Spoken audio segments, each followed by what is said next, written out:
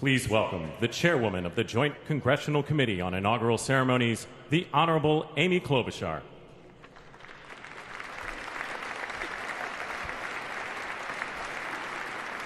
Good morning, everyone. Welcome to the 60th presidential inauguration.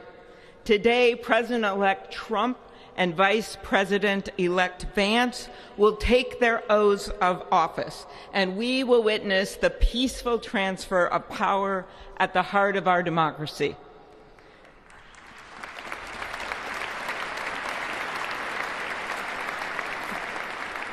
For the past year, I've chaired the inaugural ceremony committee, which includes the leadership of Congress from both parties. We thank the committee and Capitol staff and law enforcement who worked so hard over the last year, and especially the last 3 days. You've done a beautiful job, and you have shown grace under pressure.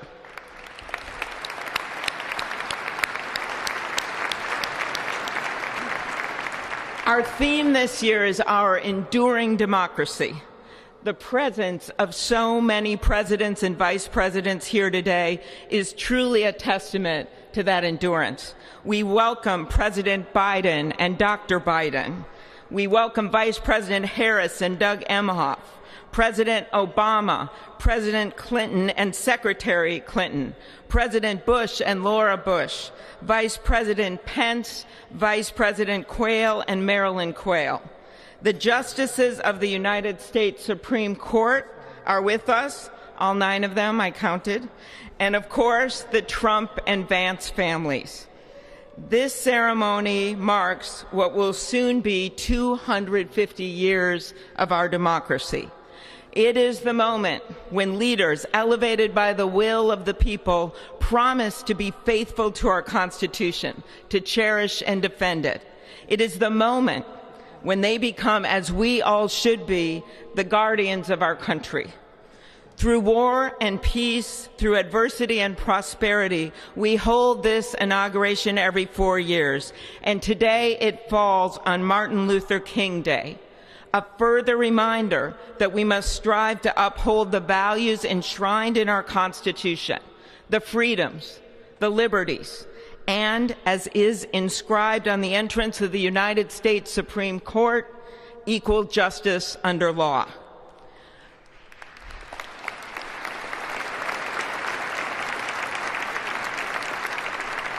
But what makes this moment more than a passing ceremony is all who are watching it across the country, the people of this nation, the ordinary people doing extraordinary things.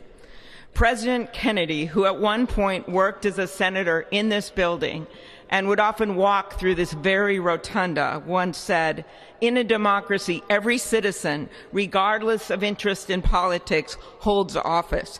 Every one of us is in a position of responsibility." With that responsibility of citizenship comes an obligation not to seek out malice, as President Lincoln once reminded us, but to view others with a generosity of spirit despite our differences. With that responsibility of leadership comes an obligation to stand our ground when we must and find common ground when we can. With everything swirling around us, the hot mess of division, it is on all of us, to quote an incredible songwriter who just happened to be born in my state, to ensure that our nation's democracy is our shelter from the storm. There's a reason this ceremony takes place at the Capitol. In other countries, it might be in a presidential palace or a gilded executive office building. Here it is traditionally held at the Capitol, the People's House. It is a fitting reminder of the system of checks and balances that is the very foundation of our government, 3 equal branches of government. That is how, for nearly 250 years, our great American experiment, grounded in the rule of law, has endured. So, as we inaugurate a new president and vice president, let us remember that the power of those in this room comes from the people. the construction workers who build our country, the teachers and healthcare workers who nurture us, the troops defending our freedoms, and yes, the firefighters in Los Angeles putting themselves on the line for us.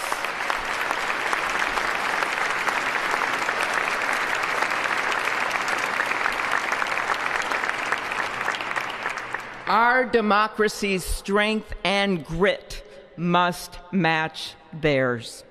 May God bless our nation. Thank you.